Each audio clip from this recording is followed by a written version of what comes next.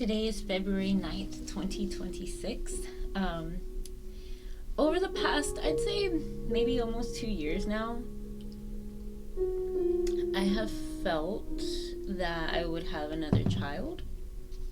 And I don't really dictate what that looks like, because that could mean adoption. It could mean a child coming from nowhere. I mean, essentially adoption, right? It could also mean I'm going to conceive myself, which I would be excited to do. I really wanted with my second child to have a natural childbirth, but I ended up getting diagnosed with cancer during the pregnancy, and at the last minute, I just decided to not go natural and just to go ahead and use an epidural. And I don't know, I can't say exactly why I made that last minute decision. Maybe just being scared of pain or whatever, what have you. But if I do conceive, I do want to go natural. I literally don't even see myself needing to go see a doctor during the pregnancy. Now, of course, like, I'm gonna monitor myself and take care of myself, and if anything gets out of control for some reason, I would definitely do that for the safety of myself and the child. But I really am imagining this pregnancy just being so natural, just being so God-given, just, so I don't know. I just wanted to make this video because last night I was here in this room. I love this room. It's clean, it smells good. I have an altar here. It's peaceful, and I just really ground down, and it's just me, my thoughts. I hear God. So last night I was, journaling and writing to my future baby, and I imagine it being a girl. Again, I don't control. I am not controlling. It's whatever God sees, but I do see a daughter. And so, I was just thinking of names. Like, I was thinking of names that mean new, that mean truth, that mean light, and coming up with some different cool names for that. And I feel it's such a good place, business wise. I've got a new venture off the ground that has been very fulfilling. Also, I kind of pulled away from the church I was going to and started a nonprofit, and feel like this is the ministry that I'm led to be a part of. And I just feel really good. I feel really good about life. I feel really good about this year. The end of this year, I will be 40 years old. And I imagine having my daughter on my birthday. This is just the way I'm seeing things. And you have to see them and believe them before they're here. You have to. That's just life. That's anything, right? A business usually does not just fall in your lap. I'm not saying it could never, and maybe that's your journey and your story, but usually a business is thought out. There's a lot of things that happen before you see the business step out in the light. And the same is true about just about anything you want out of life, Like my 15-year-old son, I see him driving a car this summer, and so we have to do the things to get him there, right? We have to practice driving, but you see all these things in your mind before you even get there. It's not just like, oh, today you have your license and you're driving. No, it's a lot of things that happen before you get to that point. So, I don't know. I feel like God has been putting it in my heart the last couple years, having another child. And it really just feels like this is the year that's going to happen for me, for my family. And I've even been preparing my boys for it over the last few years, like just asking them questions like, what would you think if we had another baby in the family? Or what would you think? And asking Fabian, because he's the baby now, like, hey, big brother, just planting these little seeds. I never like to shock my children with things. I always like to prepare them for things that I know are coming. And so that way they're better equipped to handle it when it's here, right? And so, I'm talking a little bit about my personal life here, but I just wanted to say it to you, because whatever's going on in your life, I hope you feel prepared. I hope you have a vision. I hope you see you don't have to see, you kind of want to have the end game plan in mind. And imagine, okay, I have a child at 40. By the time she's 20, I'll be 60, right? So this is actually giving me a good vision of the next 20 years, like my health, right? I'm going to continue to do yoga. Maybe when I'm 60, I have a beach house somewhere and I'm teaching yoga on the sea, right? Like, these are things that I imagine later in my life. And so, you can't just jump there. You can't just skip 20 years, but it's making me excited to plan for the next 2 years, the next 5 years, the next 10, 20 years, right? And see what that looks like. And I'm already planning on how to parent a daughter, right? I've parented sons, and that it's been so fun. Like, I loved parenting. Not that I'm done. I don't know. I'm using past tense. You're probably never done parenting, but like, parenting my kids has been the biggest joy of my whole life. Like, the most fun, all the adventures we've gone on, all the things we've shared and talked about, they've helped me grow so much. And I look at them and I'm proud. I know that God was with me while I did it, because just they're living proof of it. Like, they're just beautiful human beings, and I'm grateful and proud of them. And so, but I imagine raising a daughter. I had this thought while I was driving here. Raising my sons, I poured so much love into them, so much love, so much, and softness into them.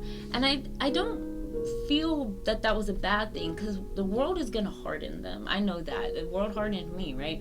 So I know that dynamic, and I feel like with boys, they don't get usually as much love. Like, they usually are hardened from a very early age, just in the experience of the men I've been around. And so I'm glad that I gave that to them. I'm glad they got to be silly and they got to be kids, right? Like, I didn't want their childhood to be gone too fast, right? My oldest is 18, and I see the playfulness in him still, and he hasn't, but he's trying to, he really wants to move out. He really wants to, and I'm not stopping him. I just don't want him to be in a rush, feeling like he needs to, right? I tell my kids, as long as I got a roof over my head, y'all got a roof over your head. You don't need to worry about it. But of course, if they want to get that part of them up to par to go do it, and I'm not going to stop them or block them, because I know God's talking to them just like God talks to me, right? And that's their direct connection. So but when thinking about parenting a daughter, I imagine that, yes, I'm going to pour the same amount of love, all the love, but I imagine almost needing to be a little harder on her, which I feel like in the world that's usually switched. Usually the daughter is not me, but usually the daughter is, I don't want to say spoiled, but usually she is just put on a pedestal. She is treated like a little princess. She's all these things, right? And she should be. I'm not saying she shouldn't. But then, she goes into life and looking for that same, and sometimes that's probably, I imagine, and again, my life was a little different, but that might be hard to get out of the world. I mean, I hope, and everyone's lives are different too. But what I'm trying to get to is, I imagine as I parent her, actually being a little more direct with her. I mean, I was very direct with my boys too. I don't know what I'm trying to say. Like, I don't imagine like yes, I want to do the princess thing. Yes, I want her, especially in her early years. They're so little, like, there's no reason to not. But I just imagine as she's, before even turning 11 years old, like, or around that time, probably like from 8, 9 to 11, start getting pretty truthful with her about the world. And I was always truthful with my sons about the world and things, because I always wanted them to hear things from me before just learning them in the world. And I always told my kids too, if you want to know the truth about something, ask me. If you don't really want to know the truth, don't ask me, because I don't sugarcoat things, and I'm not going to lie about things just to protect my children, because I don't feel like that's really protection. So even like with everything going on right now in the world, I know my kids they're gamers, right? And so they're plugged in, talking to people on the game, their friends and stuff. And so, I started worrying, because, we don't watch the news together or anything, but I'm not naive enough to think that they're not, or even at school, hearing about what's going on with, all the things, right? We know. And so I brought it up to them over the weekend, and they were like, oh yeah, my youngest, he's 15, he's like, oh yeah, I've already been doing my research. I'm like, research? Like, what research have you been doing? Because I'm like, this makes my mama heart sad, like, for him to be on there researching these things. These are dark dark things going on in the world. But my kids are not naive, and they're and I just told him, I said, be careful with spending too much time looking at that stuff or researching that stuff, because for me personally, it has been haunting my visions and haunting my dreams. Although I did come from a very early on childhood where I was experiencing those things, and this is very home hitting for me, and thank God my kids didn't experience those types of things from the hands of the people that were supposed to love them and care about them and take care of them, right? I think they're looking at it more objectively than probably I am. Like, I'm looking at it more from a victim standpoint, whereas they're looking at it as, just moral and what's going on in the world, right? So anyways, guard your children, but I do believe we have to be vigilant and not naive to believe that they're not going to hear things, especially this day and age with devices in their hands. And even if you're protecting them from devices in their hands, they're going to school with other kids, and those kids got parents, right? Like, and they're seeing things online. So anyway, back to my point. I just imagine with having a daughter, like, the parenting style being different. All the lovingness, not taking away any of the love, but almost like preparing her to be a warrior.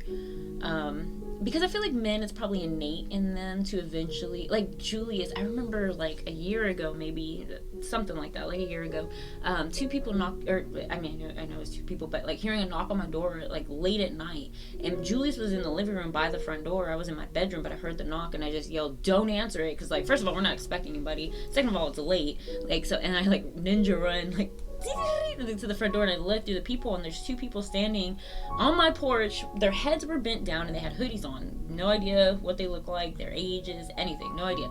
And I just looked over to Julius, and I waved at him like to follow me, and we ran. I ran, and he followed me to the hallway. And my other son was in the shower, so I'm like, I just wanted to like block the hallway that went into where the shower was and stuff, and just stand there. And remembering even at how old was he? He must have been like 17 at that age. Julius standing in front of me with his hands like this, like ready, right? Like just ready for somebody to come. And I just remember, like, wow, like he just immediately took on the role of the protector, right? Even at 17 years old. And that's, and we've gone, I don't want to say my kids have never experienced anything. Their childhoods weren't perfect. We lived in a pretty rough area for about 3 years, and we unfortunately experienced some things during those times. But and then just with their, just anyways, nothing's perfect. Nobody's lives are perfect. So, but I just remember, like, wow, like, although their lives weren't perfect, still, like, they were pretty sheltered, I would say, like, but still, he, just being a boy, he took on that role, like, I'm protecting my mom and my little brother, like, and thankfully the people left. There was nothing that came of that. But I just imagine my daughter, like, wanting to train her to be a warrior, right? Hopefully she never needs it. Hopefully she does marry a great protector, provider. But I'll be honest, I'm 39 years old, and I've never been married, so I just can't assume that, right? I want to assume that she's gonna need to be the warrior in her life, right?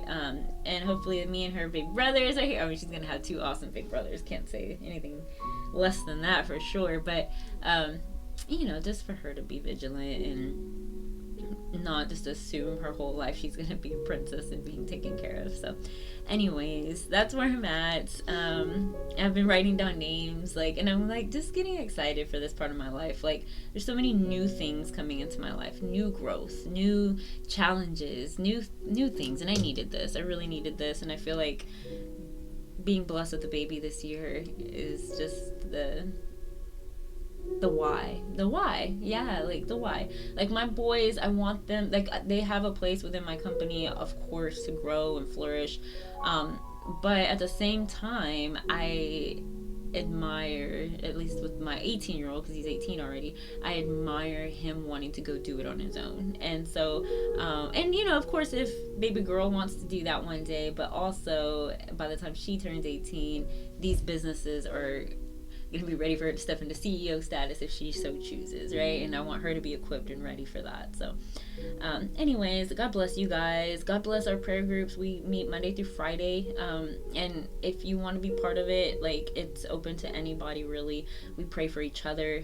We have prayer requests, and everyone that gets on the call gets people to pray for. So we're praying in a group, and we're breaking down the prayers. So, like, I'll pray for a person, and, you know, like this morning we had a bunch. So, you know, maybe I'll pray for 2 people, somebody else will pray for 2 people, and, you know, and sometimes we're praying for people we don't even personally know, but I think that makes it all the powerful.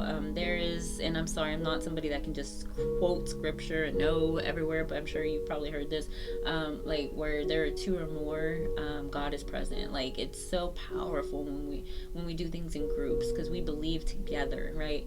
So anyways, I love you guys. I just hope that you have a wonderful week. It is Monday. Enjoy your coffee this morning. You know, I do yoga, but I like to make sure I tell people, like, yoga is not for me something that I worship. It's not, like, I think people idolize things, and I see people idolize yoga or idolize anything, right? And that is, for me, no. For me, movement in my body is worship to my God.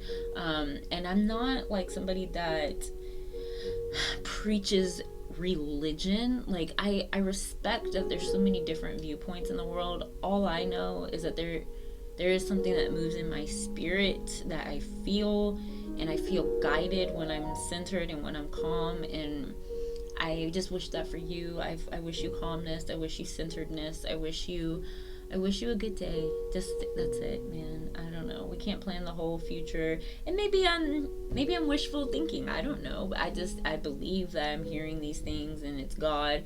And we make things true. And I would not be upset if I made this true for myself.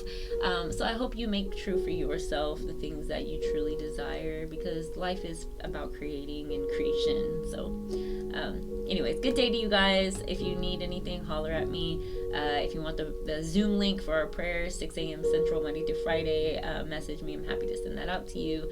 And just remember, like, for me, everything is yoga. Like, drinking my coffee is yoga. Like, just enjoy the sip, right? You don't have to, like, rush and do all these things. Like, just enjoy everything, right? So enjoy it all. I love you. God bless you. Have a great week.